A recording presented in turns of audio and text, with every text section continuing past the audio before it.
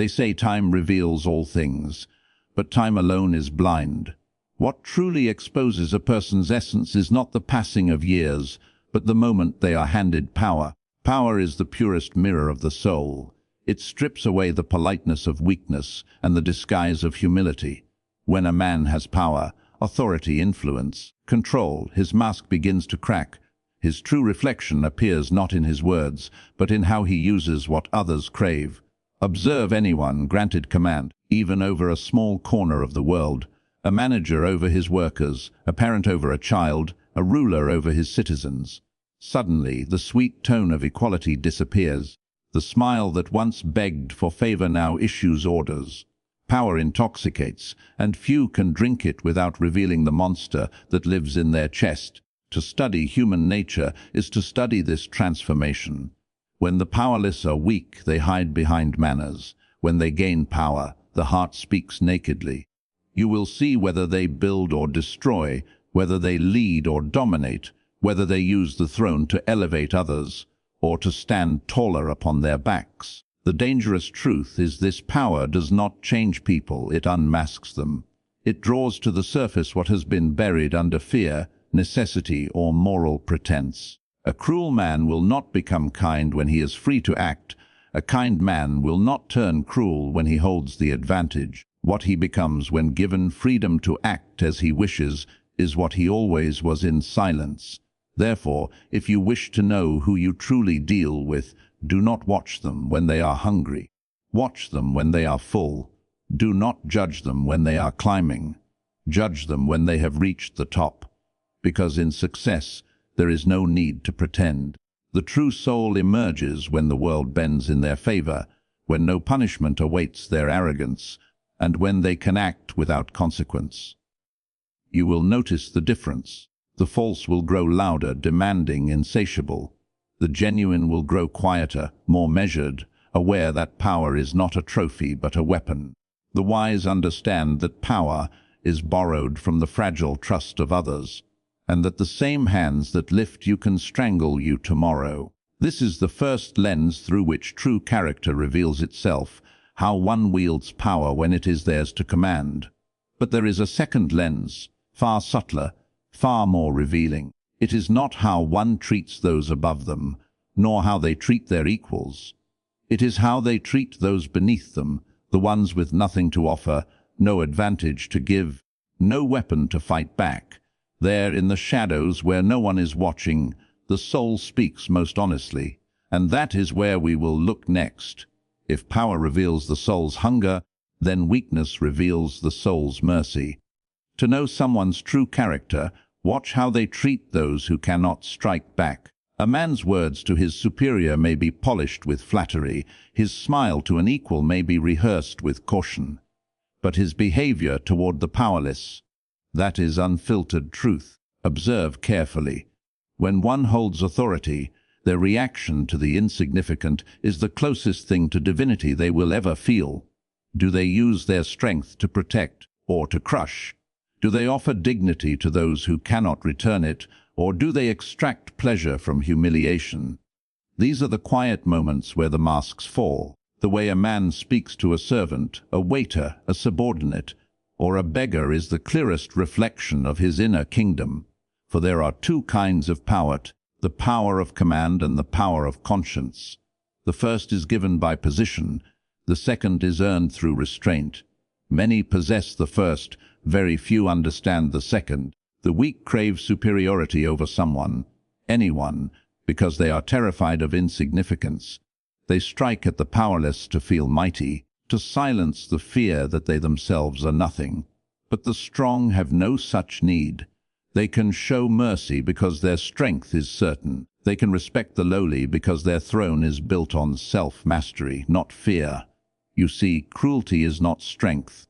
It is insecurity weaponized. The bully disguises cowardice with aggression. The tyrant hides fragility beneath control. Only those who are truly secure dare to be gentle. Only those who are truly powerful can afford humility. To humiliate someone weaker than you is to confess to the world that you have not conquered yourself. When you observe people, pay attention not to the moments they perform virtue for the crowd, but to the moments no applause is possible. The test of character is in the unseen choices, the tone used with the powerless, the patience offered to the clumsy, the respect shown to those who cannot retaliate. If you wish to uncover the nature of a person's heart, listen to how they speak to those who do not matter in their pursuit of power. Remember this law: how one treats the powerless is prophecy. It foretells what they will do once they rise higher. If they are cruel to the weak, they will be monstrous when strong. If they show fairness when no one is watching, they will rule with balance when everyone is. The same impulses that guide them in the shadows will command them in the light. So when you wish to see truth, when you seek to separate virtue from disguise, observe both extremes, how they hold power and how they handle the powerless. Between those two poles lies the entire map of their character. Everything else, words, smiles, promises, is merely theater. Now that you understand the two mirrors of the soul, power and the powerless, you must see why they matter, because in the real theater of life, character is not decoration, it is a weapon or a weakness. The way a person behaves in those two realms determines not only their morality but their destiny. In the world of influence, you will meet many who pretend to be noble. They wear courtesy like armor, charm like perfume, and humility like a costume stitched from fear. Yet when fortune shifts and power lands in their hands, that armor turns to arrogance. They no longer ask, they command. They no longer listen, they dictate.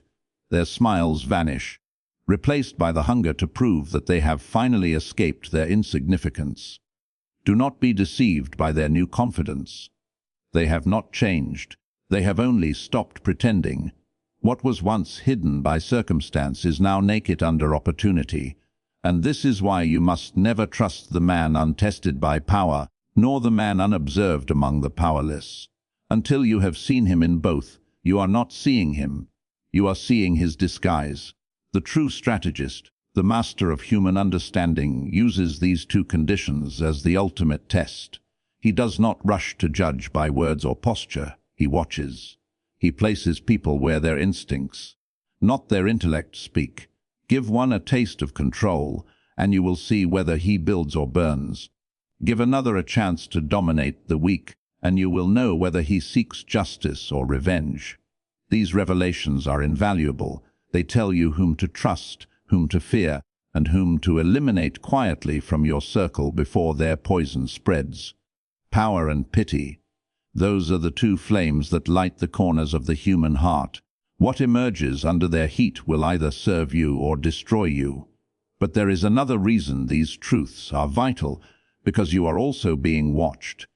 Your own power, your own treatment of the lowly, whispers your essence to the world. Every eye, seen or unseen, is studying your reaction when victory crowns you or when a beggar interrupts your peace. Even your enemies learn who you are from those moments, and they will use that knowledge. So, if you desire influence that lasts, govern yourself as if you were always being measured by these two scales. Let your conduct in power show discipline, not intoxication. Let your treatment of the weak reveal confidence, not cruelty. When your enemies watch, let them see neither softness nor savagery, but control. That is the rarest and most feared trait in the world, a person whose power is balanced by principle. Those who master these two realms, who can command without corruption and show mercy without weakness, become untouchable. They are neither puppets of emotion nor slaves of pride. They do not need to prove power, they embody it. And that, my friends, is what makes them dangerous. If you wish to command others, you must first see through them. The untrained eye is easily fooled by manners, appearances, and charm. But the strategist's eye is not seduced by decoration. He studies the moments when a person's soul slips past their mask, when instinct outruns calculation. This happens most clearly when they have power to wield or weakness to exploit. These are not coincidences, they are psychological X-rays.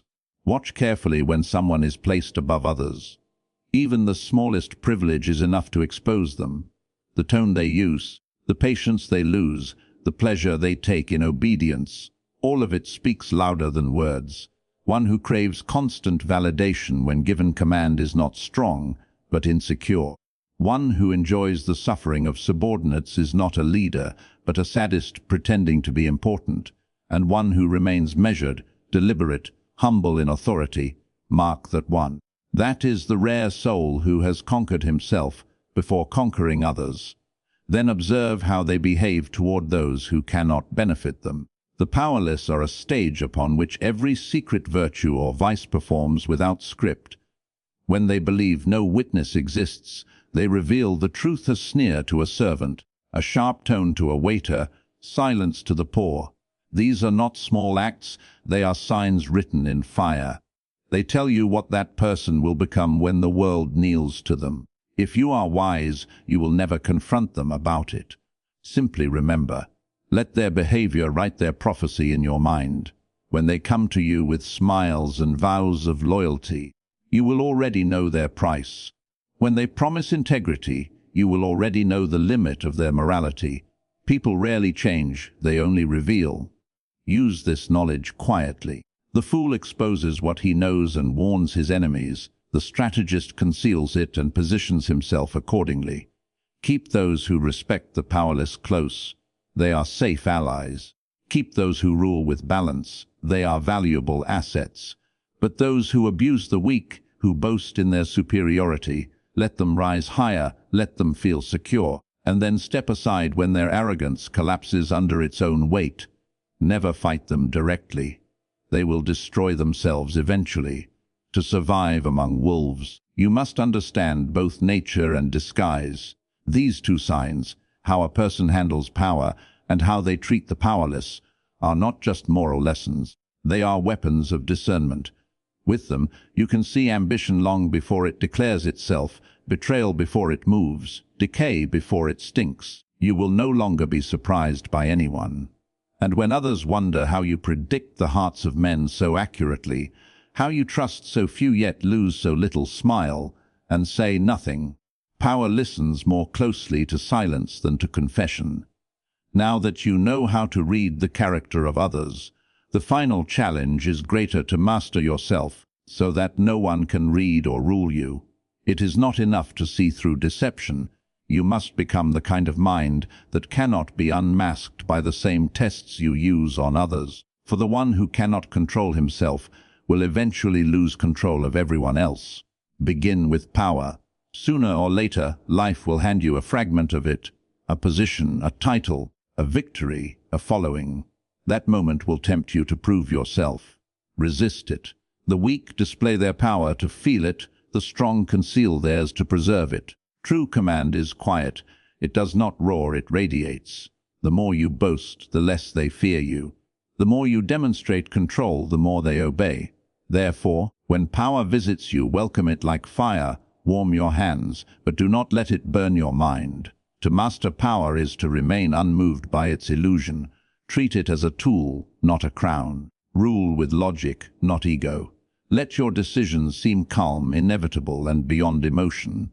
People trust what they cannot read. They fear what they cannot predict.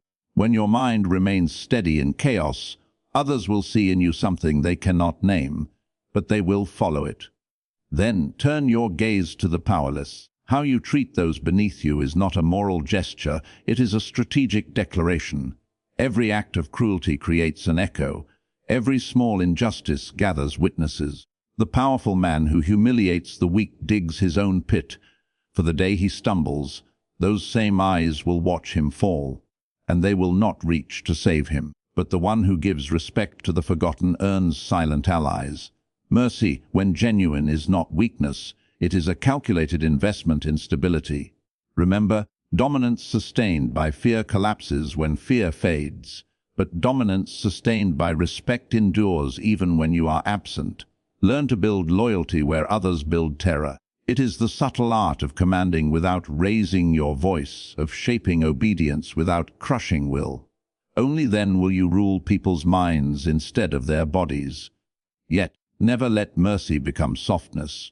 Show it only when it strengthens your image, when it stabilizes your rule, or when it serves a greater purpose. The moment it becomes habitual, it turns against you.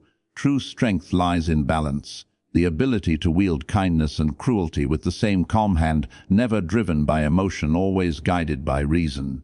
In the end, the world divides into two kinds of people, those who are revealed by power, and the powerless, and those who reveal nothing under either. Become the latter. Be the mirror that reflects others yet hides your own reflection. Govern yourself as though the eyes of history are upon you. When you can hold power without arrogance and touch the powerless without condescension, you will stand among the few who are feared, respected, and never truly known. That is mastery. That is the rarest form of strength. And it begins the moment you understand. To see someone's true character, you need only watch how they rise, and how they look at those who cannot rise with them.